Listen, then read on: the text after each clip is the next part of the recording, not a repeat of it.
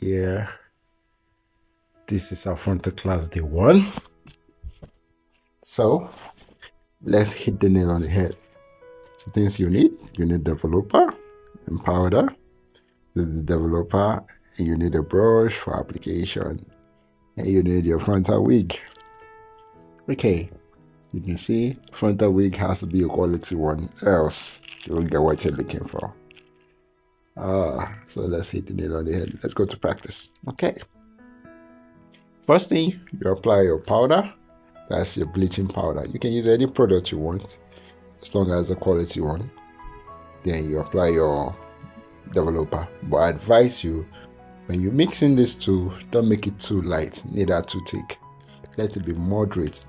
In fact, let it be moderate. It's better it's very thick than too light, because when it's too light, it will pass through the net and affect almost all the hair. It will go around the hair.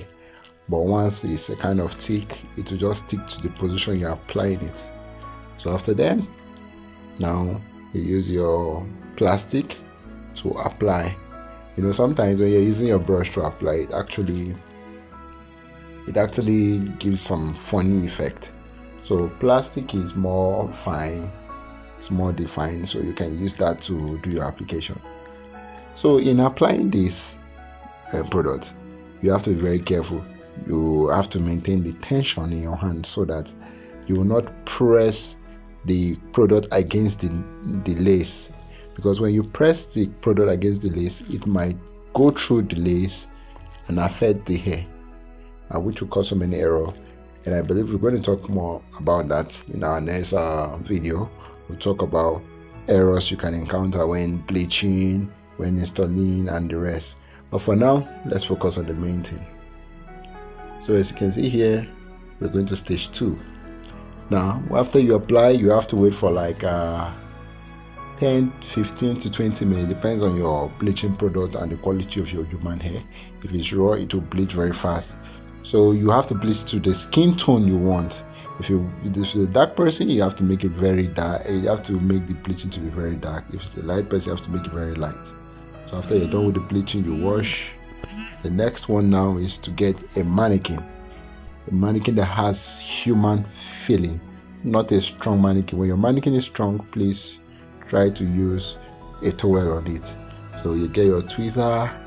You see different shapes of tweezer for different effects you want to get, but preferably I'll prefer the sharp edge tweezer, not the sharp edge, the angled tweezer, because of the way you're going to be laying down your tweezer when plucking the hair. So talking about this particular tweezer, that is what I mean. It's best for the plucking. So we'll go to the plucking game. I'll show you how to do your plucking properly. So you can see this is a pre-plucked frontal, a factory pre-plucked frontal, but it doesn't stop us from plucking. So at the edges, we call those edges baby hair. So you can free those ones out.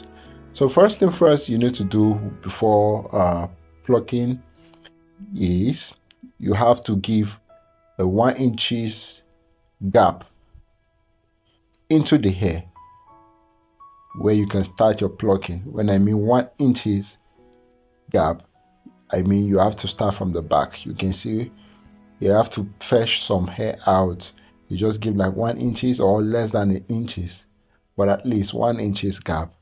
So it depends on the kind of effect you want to get. Do you want to get an effect like when you put a strand of comb, you see lines on somebody's hair, like maybe when a person did a gel style and you're seeing lines around the hair? So you can choose to have that effect in that plucking. So if it's that effect you want to get, this is the way to pluck the hair. This is the way to pluck the hair. You pluck, skip, pluck, skip, pluck, skip, pluck, skip, until it comes out the way you want it. So if your tweezer is not angled shape, it's not sharp enough, you can't get this free flow. And one thing you mustn't do is that you will not stay in one place and bleach for a longer time. You have to go from left to right, left to right, left to right. And anything you do to the left, you do to the right. Anything you do to the left, you do to the right. So after you finish plucking, you section the hair again. You fetch a little portion and apply on top. Then you pluck again, and again. Now this time, when the portion you are fetching is not more from the back, but from the front to the back. Then you keep plucking in that same manner from the left to the right, from the left to the right. You keep doing it gradually until you have a successful plucking stage or plucking process. So one of the main reasons why you have to start plucking from the back is that when you are plucking from the back, if there's any error or you pluck a particular place too much, the hair at the front should be able to cover the errors you made at the back, or it will remind you to minimize the amount of hair you're plucking. So in that way, it is easier and professional for you to prevent any error or to cover any error. So mind you, when you're getting to the front, the more closer you get, the more you minimize the quantity of hair you're plucking. So when you want to pluck, you try as much as possible to open the tweezer in a very small amount, so that it can pick at least just 2 to 3 strands of hair. But when your tweezer is opening very wide to pick the hair, you might pluck more than enough, and it will lead to plenty of error. That place might look like it's scanty. So the reason why the hair is looking this easy to pluck is because the bleaching process was successful and apply to it. Sorry, I have an incoming call that I needed to end it up. So that doesn't mean anything. Let's go. So now when you get to the front, you try as much as possible to minimize the amount of hair you pluck, because as you can see now, she's taking very careful measures when plucking, but she also have that natural flow and feelings when it comes to plucking. So don't say, in this video I'm only doing the right side or the left side. No, for video sake, for tutorial sake, that's why it looks like we're only doing one side. But exactly what you do to the left is what you do to the right. You won't say, hey, let me finish the left first before I go to the right. No, you do it from the left to the right. You pluck in this manner. So let's watch closely and learn how to pluck. You can watch the way she keeps her hand very easy. So there's one thing I omitted. When you get to the baby hair, you use the tipped tweezer. You know, we have the two type of tweezer. We use the tipped one for the front, the main front. Let's just go. Just take note of each tweezer she used for each stage. So stage 4, installation. Okay, things you might need.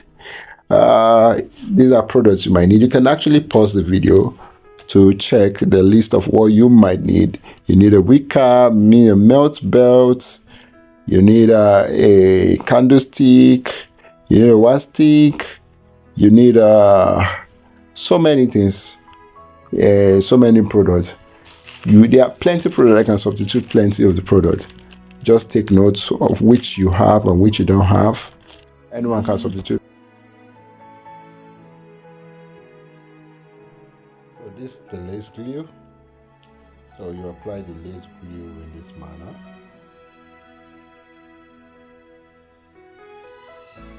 So after which you put your cap, then the cap is permeable. When I say permeable, I'm using a scientific language. That means it allows some product to pass through it, so you can actually blend it so that it will melt on time. So by using your thread to hold down the hair is this manner. So after then, the glue has melted, then you trim it with your small surgical scissors. you need a small surgical scissors so that the trimming effect will not be very obvious. That's why you need the small surgical scissors. So you can see sometimes when you trim it this way, you might have excess showing. So if that excess cannot be trimmed, then you have to apply your glue to cover that effect that is showing that yes, it actually trimmed hair. Then the next thing now is you have to apply one shade darker or one shade lighter of foundation to the lace and the head. That is it's advisable you apply one shade lighter to the lace, then one shade darker to the cap, so that when you're laying it down, it will look natural like our hair. For me, foundation works best, and I use more of Tara, and yes, I use more of Tara. Then after you've done that, you make sure you set your cap. If your cap is balanced, then you go by what? Applying your product. You apply it directly the way you want it to lay on the person's head. So sometimes if you're doing it, you have to be very careful. You have to go through the person's front to check if the manner at which you apply the gum is equal to the left and equal to the right. So when it's equal to the left and equal to the right, you blend in, don't blend out. You blend in. You blend in and don't blend out. When you blend out, you might exceed the line that you intend to stop. And when you exceed the line you intend to stop, your installation get messy. So after then, you wait for the first layer to dry. You apply another layer. So at most, you can apply 3 layers. If you really want your installation to last longer, you apply like 3 layers. So after applying 3 layers, then you wait for it to dissolve, like it's almost disappearing, but you shouldn't allow it melt completely, because once it's melt completely, it's going to dry, and when you lay the net, it's not going to glue to a scalp because it has dried too much. So you can see the level at which it got to before she laid the frontal. So when you lay it like this, you plead with the customer, please help me hold the hair, I want to, and when you lay it, please avoid using your hand to do that, because once you're using your hand to press the lace against the scalp, sometimes most of the hair will glue to the lace. So instead of doing that, once you ask the customer to help you hold that stuff, you have to use a smaller comb or a bigger comb to do that. You will do it in a manner as if you are combing the hair. So you'll be using the tip of the comb to scrub the net, so that the hair will look like you are combing it. So in that manner, the lace is actually gluing to the hair more and more. So after then, you use your wax stick and apply on the frontal. Then you use your hot comb. They are married, you cannot separate them. Your wax stick and your hot comb works hand in hand, so you have to work with them. Wherever place you are going to style it, you have to work hand in hand, and be very careful not to use a freezing spray when you are about to style hair. Until you are certain that you're not going to touch that style anymore, that's when you use a freezing spray. I've done that mistake severally over and over and over, and I've really learned my mistake. So now the glue she applied has actually dried, so she's going in to trim.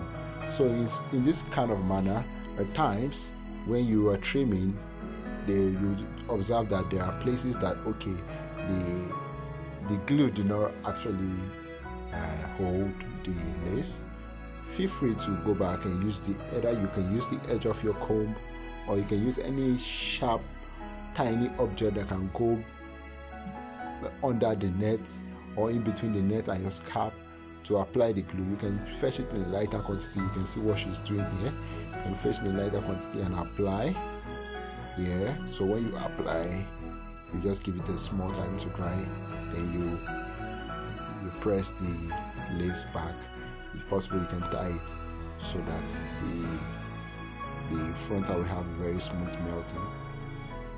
So having done that, you can actually start by bringing out your baby hair, or probably sometime when you use a product that is messy, that can show. If your lace is still showing, you can still feel free to go back and use your what do we call it, you can use your powder palette, or you can still use your foundation.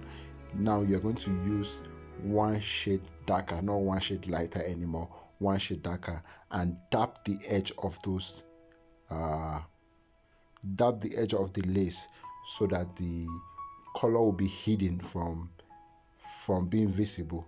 So after then, you comb the hair backward. So after combing the hair backward, now you section out your baby hair how you want it to be. So when you section out your baby hair, you use your band to tie it around, so that you're doing two things at the same time. You're actually trying to melt the net to the hair, and you're also trying to hold down the frontal, because when you're styling, sometimes your activities will want to pull the hair. So since it's going to pull the hair, you have to be very careful. You have to use that band as your support to hold down the hair. So you can see why she brings out the baby hair. The baby hair still is standing as a support for the meantime, to hold down the hair, the lace to the head, so that it won't pull. Then you go and do whatever style of you. So after styling, like I said the last time, you have to always use your wax stick and your hot comb. They are married, you can separate them.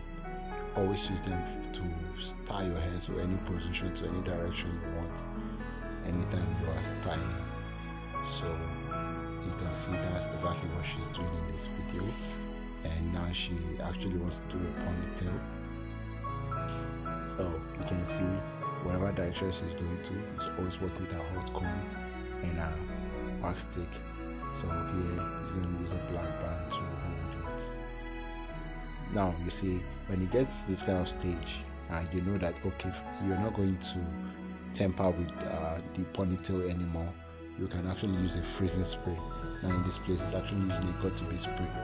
The got-to-be spray is also a freezing spray, or you can use any other preferable styling spray. So you can see now she has freezed it. That simplifies that she's not going to touch that place anymore. Neither her comb is going to touch it anymore. So you can see, so she's using a hot comb to guide the whole stuff. Now for this braid, this is how she chose to take it across the hair. I think it's still okay.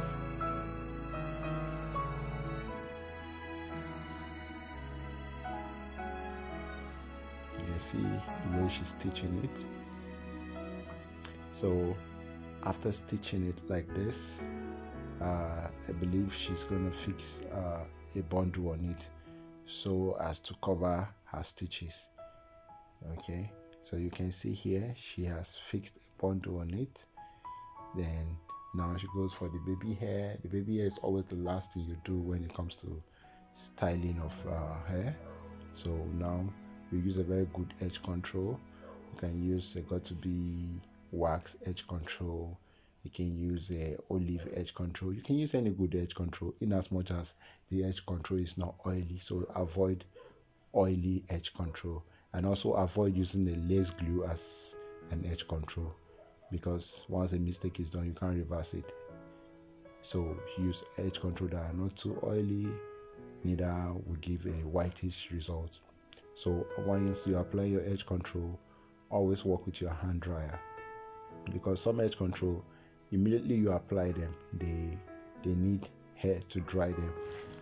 So this is what she's doing. You can see this yellowish thing you're seeing is actually the hand dryer drying the edge control instantly to avoid it looking whitish. Then in these other lines, it's trying to make the line visible by applying a foundation on the line. Then this tape you see now is actually using to make a straight line to cover up the line and spray it with a black spray, and that's what she did. So you can see now she has to spray the free spray one more time, then put her hair tie, just to make the hair stay one place and shiny. So now she's done. And after, though you have to enter a dryer when you're doing that. So after she's done, she sprayed the necessary required product for the human hair. Then this is the end result. So when you follow all of these steps I've showed you,